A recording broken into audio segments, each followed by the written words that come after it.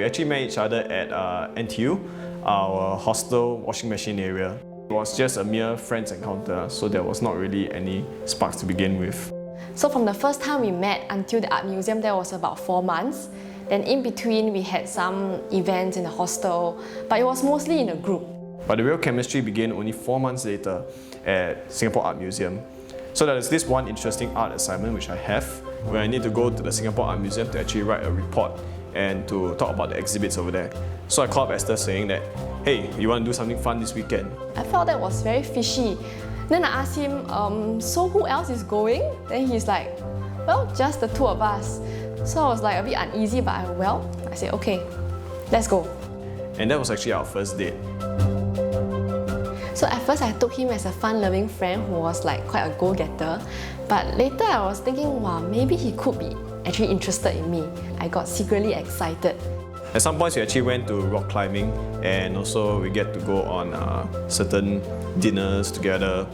And this one time when I asked Esther to my room, and I asked her on a scale of 1 to 10, how good of a kisser are you? And she answered 5. And then I said I'll be the judge of that. So when Isaac asked me how good a kisser I was, my heart was pounding really, really quickly. I was like, oh my gosh, what did I get myself into? And at that time, I was like single for all my life. But of course, Isaac was really very assuring, and he built my confidence to learn to be spontaneous, not just kissing, but everything else in general. So the next day, I actually changed my Facebook status from single to in a relationship. So Esther was pleasantly surprised. And from then on, our relationship began. Just some years back, when we were studying in the university together, and there's this humanities vlog that once you climb up to the top of the stairs, then you can just lie down on the grass and just look up into the vast sky. It was full of stars, and I just felt very relaxed with Isaac. Of course, at that time there was a lot of things about the future that was distant and unknown, but I just feel hope and assured. Well, for me, the most memorable times are when we actually had certain trips and adventures together. The most romantic times were when me and Esther share these small and mundane moments with each other, just cracking the lamest jokes, laughing, and also just conversing on a level that is unexplainable, on such a deep connection with each other. We share what scares us, what excites us. Her love for adventure, her willingness to try out new things, and also her compassion for the lost and needy. So there are some times where she travels overseas on mission trips, like one of it is to Japan, and that is to help the disaster victims over there.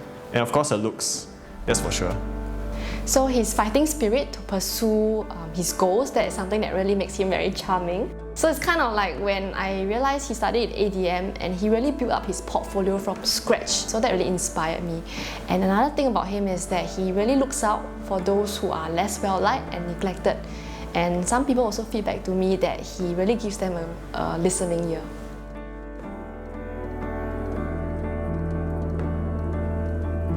Yeah, actually we do have quite a bit of conflicts, and it's quite common also. Yeah. But my mom used to say is that any relationship that has close intimacy or has a unique bond will always have conflict one. If not, it's not a genuine relationship at all. Disagreements we have quite a lot, but arguments I would say is quite a few, because of course we are of different personalities and different family background. But what we usually will do is to discuss so that there isn't open wounds in the relationship. And the differences we have can be as small as like me wanting Isaac to cut his hair, it's still quite long, and also bigger things will be like how we manage our finances.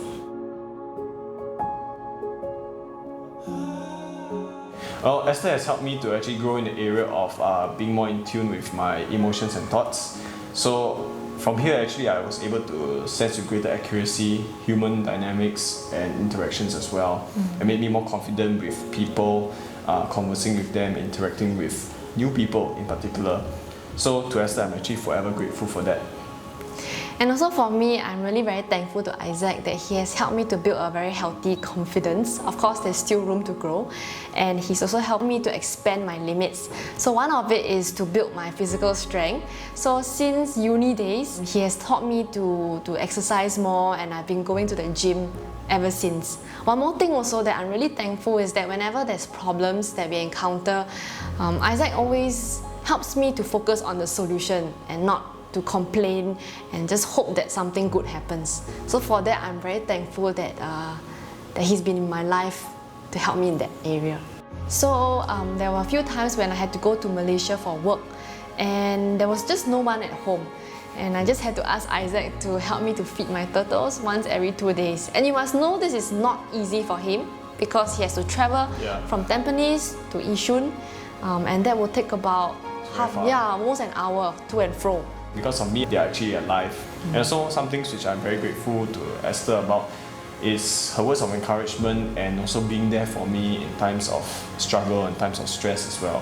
In the world of filmmaking, there can be great stress, but Esther's words of encouragement is something which I really love even until today and forevermore. Yeah. In one sentence, I would say marriage is a divine and beautiful exchange that is never to be underestimated. It focuses on we, and we have that common goal to live a life that is pleasing to God.